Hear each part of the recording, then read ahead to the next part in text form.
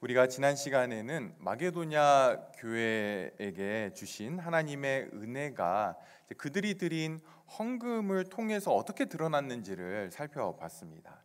하나님의 은혜가 이 마게도냐 교회들에게 일으킨 변화는 무엇이었습니까? 불가능한 것을 가능하게 했죠. 환란의 많은 시련이 넘치는 기쁨을 있게 했고, 또 극심한 가난한 가운데서도 또 풍성한 연보를 넘치도록 하게 했습니다.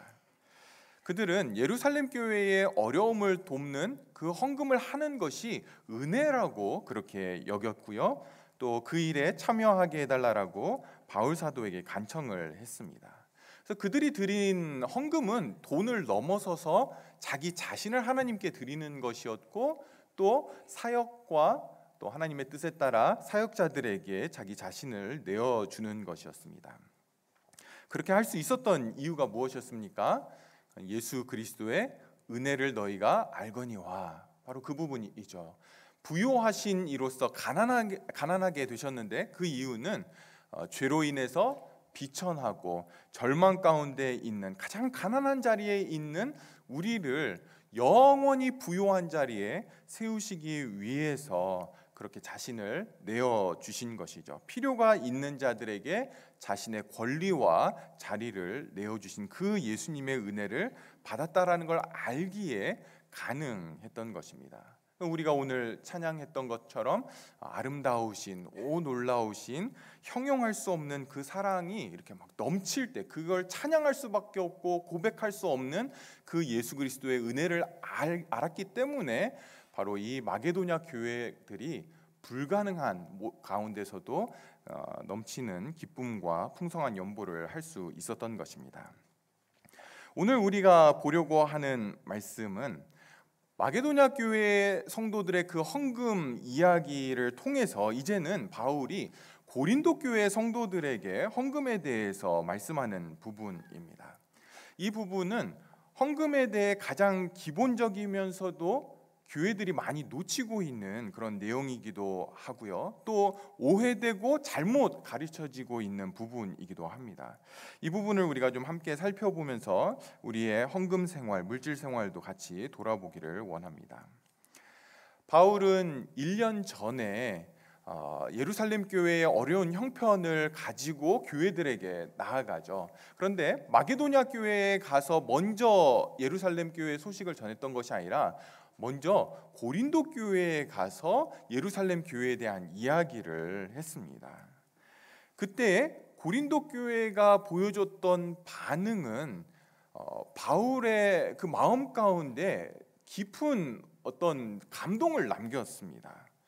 그러니까 그저 자기들의 목회자가 헌금하자고 하니까 구제 헌금해야지 마지못해 한 것이 아니라, 예루살렘 교회 성도들의 소식을 듣고는 이 고린도 교회 안에 그들을 사랑하는 마음, 그들을 안타까이 여기는 마음, 그들을 형제로 여기는 마음들이 이렇게 막 불릴 듯 일어나게 되었던 겁니다. 그러면서 자기들이 나서서 자원해서 우리가 이만큼 좀 헌금을 하겠습니다, 약속을 하고 작정을 하고 헌금에 동참하겠다고 한 거죠.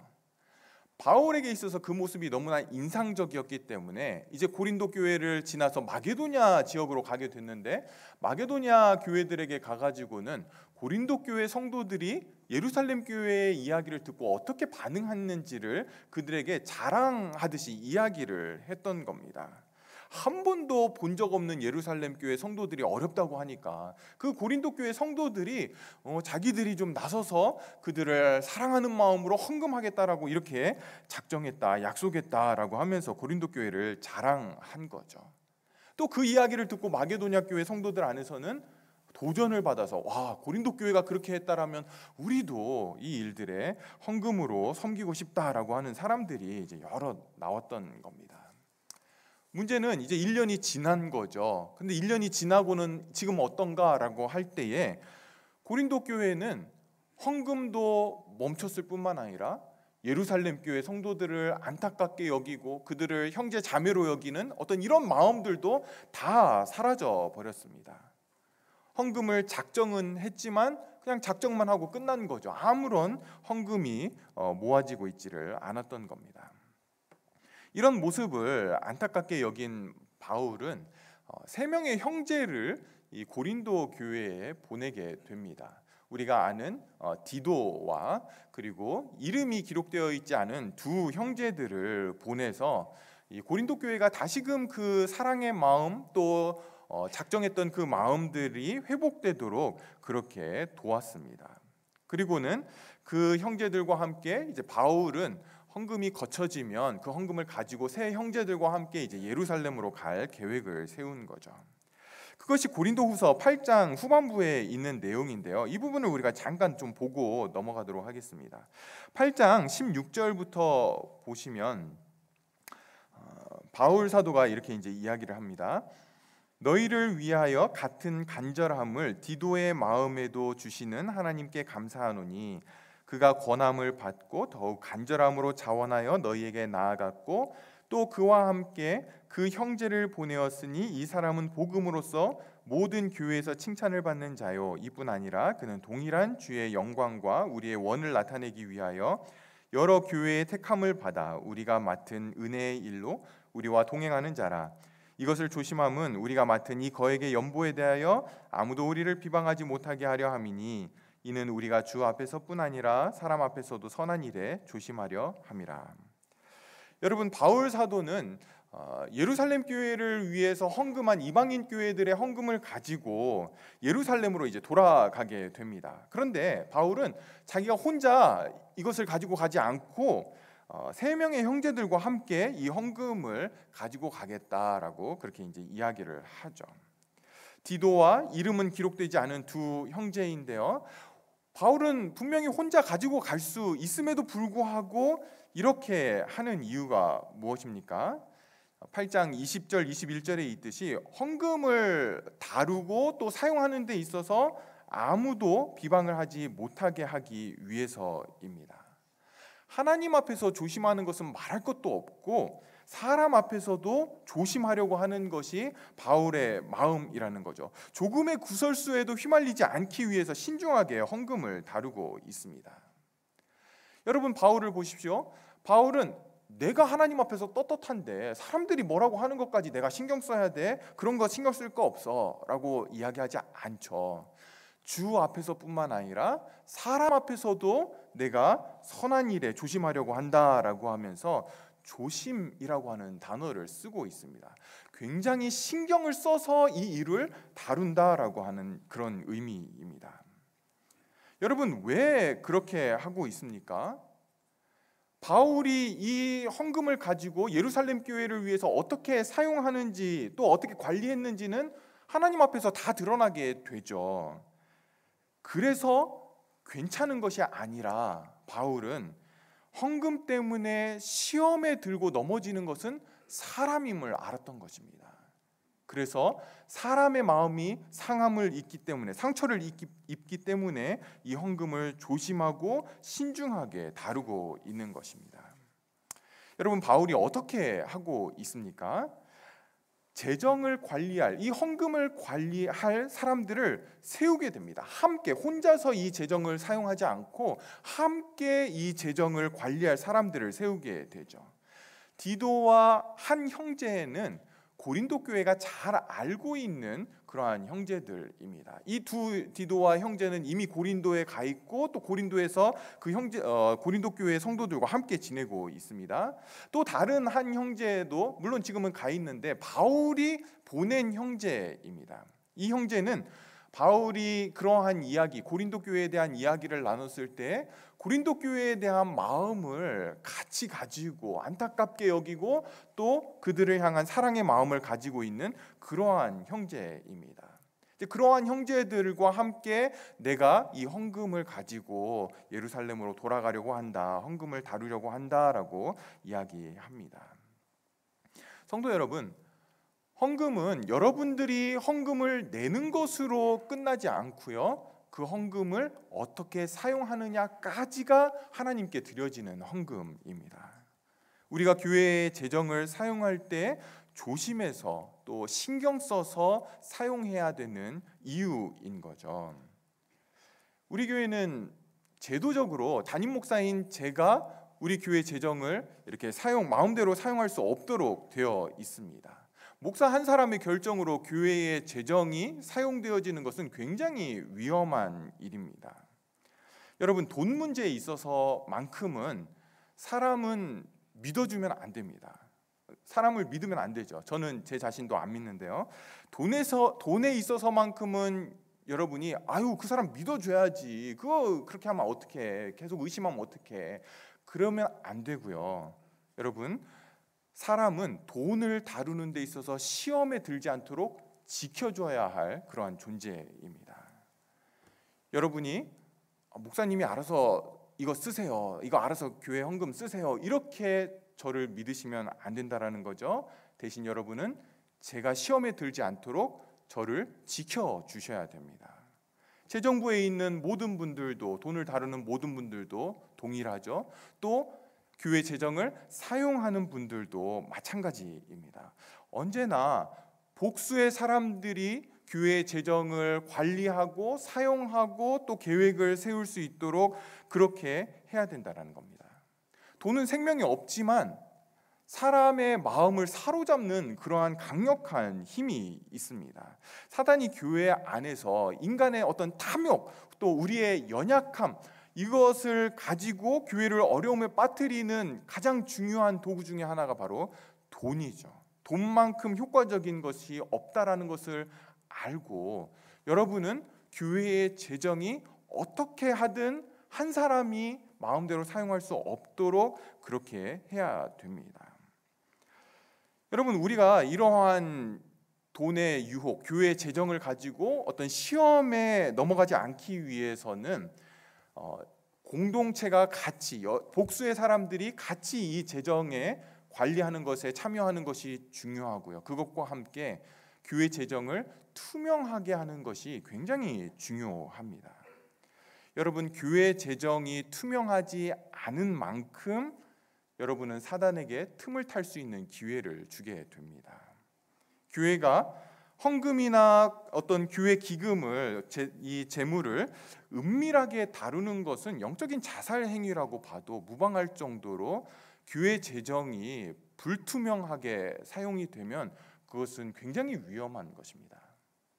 지난 주 중에 한국에 있는 제가 잘 아는 교회 이야기를 들었는데요.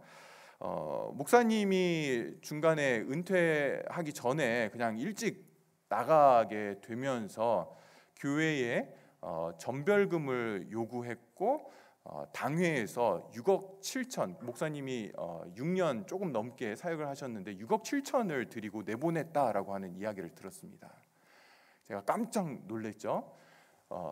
그리고는 이 사실을 교회 성도들이 아느냐라고 하니까 당회에서는 교회 성도들이 알면 안 된다, 시험에 들기 때문에 절대로 알면 안 된다, 이렇게 이제 이야기를 했다라는 겁니다.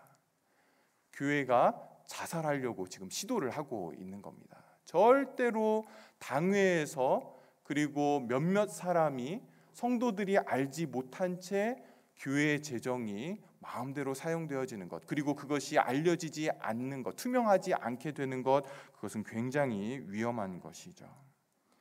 여러분, 헌금을 사용하는 모든 사람들은 이것이 내 돈이 아니고 하나님께 드려진 하나님의 재정임을, 성도들의 헌금임을 알고 사용해야 됩니다. 여러분, 집사직분, 성경이 이야기하는 집사직분의 역할 중에 하나가 뭐냐면 교회 재정을 사용하는 건데요. 우리 집사님들께서 여러 모양으로 교회 재정을 사용할 때 지금 나는 성도들이 하나님께 드려진 헌금을 사용하고 있는 거다라는 것을 분명히 이렇게 아시고, 그리고 그 재정을 사용을 하셔야 됩니다. 돈에서 신실하지 못하면 은혜에서 신실할 수가 없습니다. 돈에서 정직하지 못하면 우리는 우리가 받은 은혜를 그대로 날려버리는 결과를 낳게 됩니다. 바울은 굉장히 조심을 하고 있습니다. 이 모아진 헌금, 또 그가 예루살렘 교회 성도들을 위해서 그것을 사용하게 될 텐데, 그것이 자기 개인이 쓰는 것이 아니라 복수의 사람들이 다른 형제들과 함께 투명하게 이것이 진행될 수 있도록, 관리될 수 있도록 그렇게 조심해서 이 재정을 다루고 있는 거죠. 이제 바울 편에서는 모든 준비가 갖춰졌습니다. 고린도 교회가 1년 전에 하나님이 주신 마음으로 작정했던 그 헌금이 이제 모아지면 이제 그것을 가지고 가면 되는데요. 여러분, 오늘 본문 5절을 보십시오.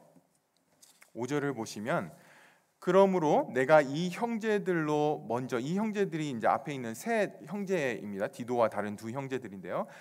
내가 이 형제들로 먼저 너희에게 가서 너희가 전에 약속한 연보를 미리 준비하게 하도록 권면하는 것이 필요한 줄 생각하였노니 이렇게 준비하여야 참 연보답고 억지가 아니니라. 성도 여러분, 헌금의 가장 기본 원리는 헌금은 준비되어야 한다라는 것입니다. 왜 헌금은 준비되어야 합니까? 그 말이 담고 있는 의미가 뭡니까? 헌금은 억지로 해서는 안 된다라는 거죠. 이것이 헌금의 중요한 기초 원리입니다. 헌금은 언제나 하나님께서 베풀어 주신 그 은혜에 대한 감사와 사랑으로부터, 그분과 성도들을 향한 사랑으로부터 흘러나오는 것이어야지, 억지로 하는 헌금이라면 그것은 분담금, 세금 이런 것이 되겠죠. 여러분, 7절 한번 보십시오. 7절 우리 같이 읽겠습니다. 각각 그 마음에 정한 대로 할 것이요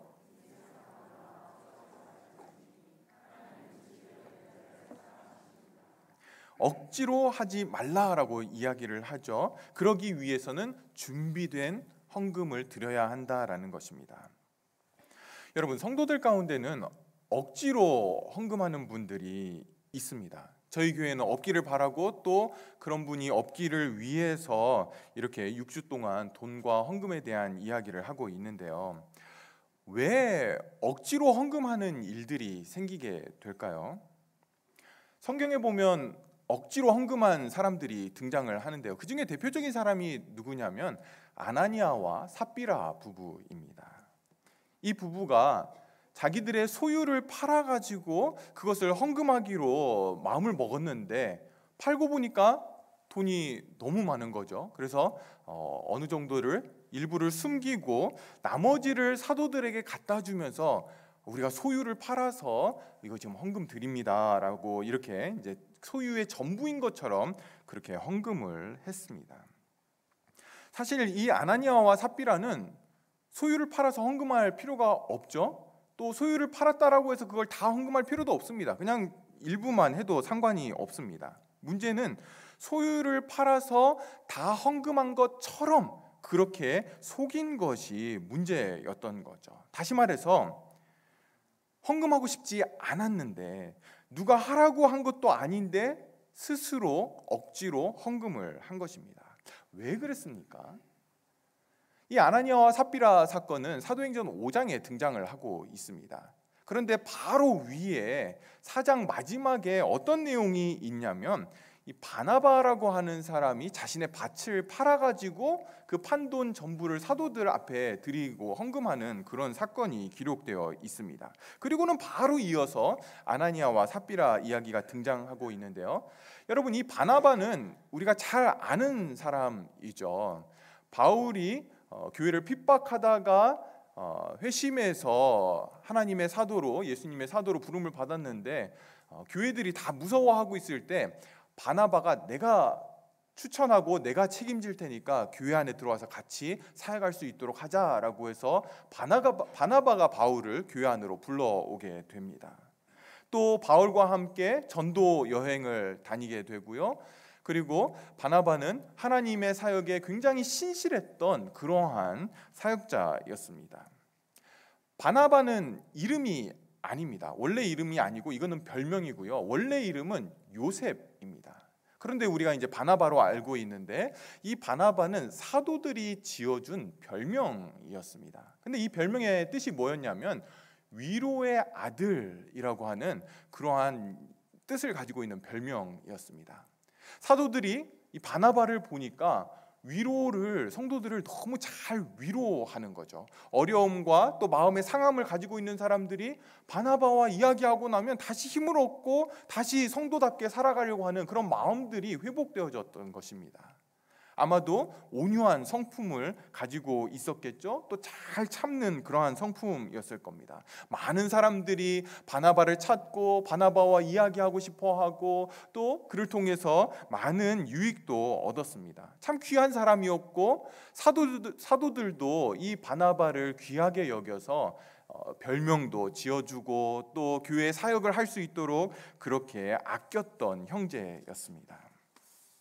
아나니아와 삽비라가 이걸 본 거죠. 자기들도 교회 안에서 좀 인정도 받고 싶고 사랑도 받고 싶고 사람들이 잘했다라고 그렇게 이야기해주는 그런 사람이고 싶었는데, 보니까 바나바가 자기 밭을 팔아가지고 사도들에게 헌금을 한 것입니다. 그래서 이 부부도 자기의 소유를 팔아서 헌금을 하려고 하는데 팔고 보니까 너무 큰 돈이었던 거죠. 그래서 얼마를 빼고 헌금하면서 마치 소유의 전부인 것처럼 그렇게 속인 것입니다. 사도들과 사람들의 인정도 받고 싶고 사랑도 받고 싶고 또 거기다가 돈이 주는 현실적인 안정도 갖고 싶었던 겁니다. 그래서 억지로 헌금을 하게 된 것이죠. 많이 했다라는 인정과 또 자랑도 얻고 덜 손해보려고 하는 탐욕과 욕망도 함께 얻으려고 했던 겁니다. 그래서 이 부부에게 있어서 헌금은 사실은 손해보는 행위였습니다. 덜 손해보기 위해서 얼마를 뺐던 거죠. 여러분, 이 헌금은 하나님께 바쳐진 헌금이 아니었습니다. 사람들의 인정을 받고 자랑하기 위한 자기의 공명심에 바쳐진 자기 투자였던 겁니다. 결국 이 두 부부는 그들이 하나님을 믿지 않고 있다라는 것이 헌금을 통해서 드러나게 되었고요, 하나님이 아닌 돈이 자기를 지켜줄 것이라고 하는 믿음을 가지고 있다라는 것이 드러나게 된 것입니다. 성도 여러분, 억지로 헌금하는 것의 반대는 준비해서 하는 헌금이기도 하지만 또 다른 면에서 본다라면 그것은 자원해서 드리는 것입니다. 하나님은 우리가 자원해서 드리는 헌금만 받습니다. 오늘 본문 7절에 있듯이 각각 그 마음에 정한 대로 할 것이요 인색함으로나 억지로 하지 말지니 하나님은 즐겨내는 자를 사랑하시느니라. 여러분, 여기 인색함으로 헌금한다, 그건 뭐겠습니까? 헌금을 할 때에 최소한의 기준만 딱 맞추는 그러한 헌금인 거죠. 최소한을 드리려고 하는 그러한 태도입니다. 헌금 드리는 게 아까운 겁니다. 자원하는 것, 마음에 정한 대로 하는 것, 인색함으로나 억지로 하지 않는 것, 즐겨내는 것, 여러분, 이것이 성도들의 헌금하는 모습이고 마음이어야 합니다.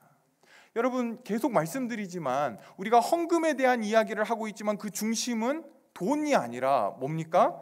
하나님께서 베푸신 은혜를 받았느냐, 이걸 아느냐에 대한 문제인 거죠. 우리 안에 하나님이 진짜냐를 지금 헌금을 통해서 살펴보고 있는 겁니다. 고린도 교회 성도들은 1년 전부터 예루살렘 교회 형편을 듣고 마음의 감동으로 주어진 소원을 가지고 자신들의 형편에 따라서 헌금을 준비해 왔어야 합니다. 바울이 온다고 하니까 이제 헌금 가지러 갈게, 큰일 났다, 헌금해야지, 이렇게 헌금해서는 안 된다라는 거죠. 준비했어야 합니다. 고린도전서 16장 2절에 보시면 매주 첫날에, 주일이죠, 주일 예배 때 매주 첫날에 너희 각 사람이 수입에 따라 모아두어서 내가 갈 때에 연보를 하지 않게 하라. 매 주일 공예배 때 드려지는 헌금이 미리 준비되어야 한다라는 것, 이것이 헌금의 중요한 원리입니다. 왜냐하면 미리 준비하는 것, 억지로 드리지 않는 것이기도 하지만 우리가 하나님께 드릴 것을 미리 준비하지 않는다라면 나중에 하나님께 드릴 것이 남지 않게 되죠. 돈은 내가 쓰기에도 언제나 모자른 것이 돈입니다.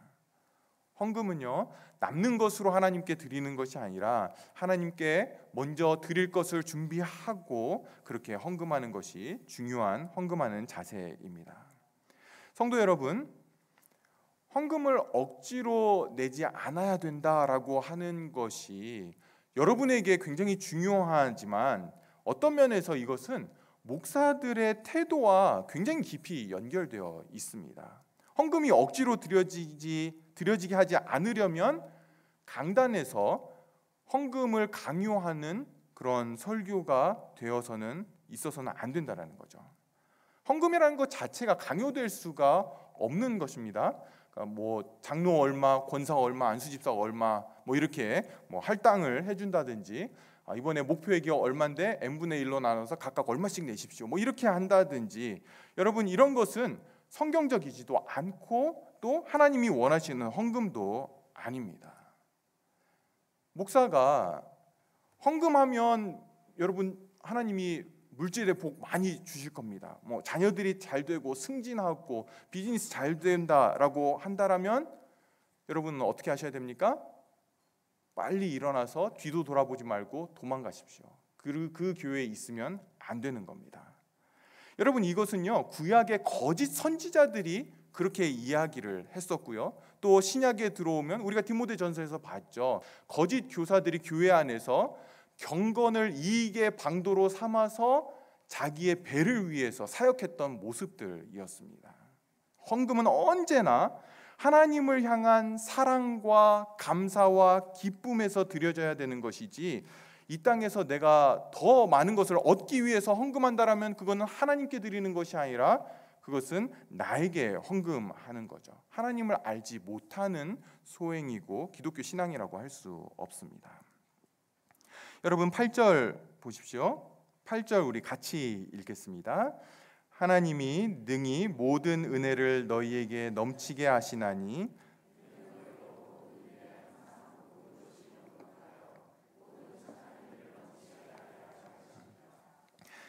하나님의 넘치는 은혜가 우리 안에서 뭘 하게 됩니까?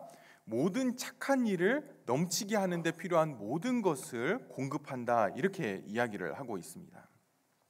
여러분 하나님의 은혜는 넘치지 않으면 은혜가 아니죠. 은혜라고 부를 수 없습니다. 하나님이 주시는 은혜는 언제나 우리에게 넘치게 주어지게 되는데요, 그 은혜가 우리 안에서 넘치게 주어질 때에 하는 일이 있는데 그게 뭐냐면 우리로 하여금 착한 일에, 모든 착한 일에 넘치도록 그렇게 섬기게 만듭니다. 우리에게 그런 마음을 주시고 또 우리의 형편과 상황을 그렇게 만든다라는 거죠. 여러분 부자가 되어야 착한 일을 넘치게 하는 것이 아닙니다. 하나님의 은혜를 알아서, 하나님의 은혜를 받아서 하나님을 신뢰할 때에 그렇게 할 수 있는 거죠. 하나님을 신뢰하는 것. 오늘 나를 먹이고 입히신 그 하나님이 내일도 나를 먹이고 입히실 것이고, 모레도 나를 먹이고 입히실 것이고, 은퇴 후에도 나를 먹이고 입히실 것을 우리가 신뢰해야만. 그런데 신뢰하려면 뭐가 필요합니까? 믿음이 필요하죠. 믿음은 어디서 오는 겁니까? 은혜로 하나님으로부터 주어지는 것입니다. 그 은혜가 있어야만 우리는 오늘 모든 착한 일을 넘치게 할 수 있는 것이죠. 성도 여러분, 언제나 헌금은 하나님의 은혜가 나를 통과해서 드러나는 것으로, 믿음의 증거로서 보여지는 것입니다. 이제 말씀을 마무리하면서 우리가 6주 동안 돈과 헌금에 대해서 살펴봤던 것들을 이제 정리하면서 헌금 전체에 적용할 수 있는 원리를 몇 가지로 좀 정리를 하겠습니다. 먼저 여러분, 헌금은 기쁨에서 나와야 됩니다. 7절에 있듯이 각각 그 마음에 정한 대로 할 것이요 인색함으로나 억지로 하지 말지니 하나님은 즐겨내는 자를 사랑하시느니라. 충동적으로 헌금을 하시면 안 됩니다. 언제나 헌금은 준비가 필요합니다. 충동적으로 드리면 많이 드릴 수는 있을 것 같아요. 그러나 제가 보니까 나중에 시험 드는 분들이 너무 많이 생기게 됩니다. 마음에 정한 대로 한다라는 것, 여러분 이것은 계산을 해서 어떤 인색하게 헌금하라는 것이 아니고요, 충동적으로 드리는 것에 반대되는 개념으로 그렇게 이해하시면 됩니다. 억지로 헌금해서도 안 됩니다. 남들의 어떤 눈을 의식해서 강요 때문에 그렇게 헌금하지 말라라는 겁니다. 내년부터 이 재정부에서 헌금 명단을 이제 번호로 바꾸기 위해서 굉장히 열심히 준비를 하고 있습니다. 주중에도 나오셔가지고 준비하실 정도로 그렇게 수고하고 계시는데요. 여러분, 혹여라도 헌금 명단을 때문에 헌금하는 일이 없도록, 또는 하나님께 드렸는데 나중에 명단을 보면서 유혹과 시험에 들지 않도록 하기 위해서 이렇게 번호로 준비를 재정부에서 제도적으로 준비하고 있습니다. 기쁨으로, 즐거움으로 헌금을 해야 되는 거죠. 여러분, 그것은 무슨 뜻입니까? 지금까지 베푼 은혜를 하나님께서 내 평생에, 장래에도 베풀어 주실 것을 믿음으로 바라보는 즐거움을 말하는 것입니다. 두 번째로, 헌금은 믿음으로 드려져야 됩니다. 여러분, 헌금은 액수와 무관하게 우리의 믿음의 표현이어야만 합니다. 여러분, 이때 믿음에 있어서 가장 중요한 것은 선하신 하나님을 신뢰하는 거죠. 하나님은 언제나 나에게 가장 선하신 것으로 나에게 베푸신다라는 것을 신뢰해야 됩니다. 한 번 신뢰하는 것이 아니라 지속적으로 신뢰하는 것이죠. 헌금이 바로 그 믿음의 반영이고 믿음의 증거입니다. 하나님이 내 삶을 책임지신다라는 거죠. 내 삶은 내가 책임지는 것이 아니라 아버지가 책임지시는 삶을 사는 것입니다. 그래서 우리는 생명처럼 귀하게 여기는 그 돈을 하나님의 교회와 나라와 하나님의 영광을 위해서 풍성하게 드리게 되는 겁니다. 믿음의 표현으로 드리는 헌금은 남는 돈을 드리는 것이 아닙니다. 하나님이 나를 책임지실 것을 알기 때문에 먼저 하나님의 것을 준비해서 드리는 것입니다. 마지막으로, 헌금은 하나님을 향한 사랑과 성도를 향한 사랑에서 나와야 됩니다. 드리는 것이어야 되는 거죠. 헌금한다라고 해서 돈이 하나님께 올라가는 것은 아닙니다. 그 돈을 교회가 사역을 위해서 사용을 하게 됩니다. 여러분, 하나님은 은혜 베푸시기를 기뻐하시는 분입니다. 우리의 사랑은 하나님 안에서 우리가 누리는 기쁨과 만족이 넘쳐 흘러나는 것입니다. 그것이 사랑인 것이죠. 이렇게 될 때에 형제 자매를 향한 우리의 사랑이 의무가 되지 않고 기쁨으로 우리는 감당하게 되는 겁니다. 이런 방식으로 헌금은 하나님 사랑과 이웃 사랑을 향한 우리의 믿음의 표현이 되는 것입니다. 사랑하는 여러분, 오늘날 교회 안에 하나님과 재물을 적당히 겸하여 섬기는 사람들을 적지 않게 보게 됩니다. 제가 6주 동안 돈과 헌금에 대해서 설교하는 것은 전에도 말씀드렸듯이 사실은 제 아이들, 우리 하민이, 하연이, 하루는 아직 어리니까 이 아이들이 꼭 알았으면 하는 말씀들입니다. 그런데 더 나아가서 이 설교를 제가 한 이유 중에 하나는요, 제 자신을 돈으로부터 지키기 위해서 이 설교를 하고 있습니다. 여러분이 제가 성경에서 벗어난 돈과 헌금에 대해서 이야기를 한다라면, 제가 정신이 이제 헷가닥해가지고 그런다라면 여러분은 저에게 카톡을 보내셔야 됩니다. 2024 자나깨나 돈 조심 시리즈 설교 다시 들어보세요. 이렇게 여러분들이 저에게 문자를 꼭 보내셔야 됩니다. 저가 살고 그리고 우리 교회 또 여러분이 살게 되는 길입니다. 그런데 여러분, 이것은 사실 소극적인 모습이고요. 저는 우리 교회가, 그리고 저와 여러분이 돈으로 하나님의 은혜를 적극적으로 드러낼 수 있기를 기대하고 있습니다. 우리의 돈이 하나님을 향한 우리의 감사와 믿음과 하나님의 영광을 가장 선명하게 드러내는 그러한 도구로 쓰임받기를, 성령께서 그렇게 우리의 믿음을 세워주시기를 주의 이름으로 축복하며 소원합니다. 기도하겠습니다. 하나님 아버지, 우리가 헌금을 사용하는 것, 그리고 헌금하는 것 우리가 살펴보면서 또 우리 자신들, 또 우리 교회를 함께 돌아봅니다. 하나님, 이 돈이 절대로 인간의 탐욕과 우리의 연약함으로 인하여서 우리를 시험하는 도구가 아니라 하나님의 은혜의 적극적인 표현이 되게 하여 주시옵소서.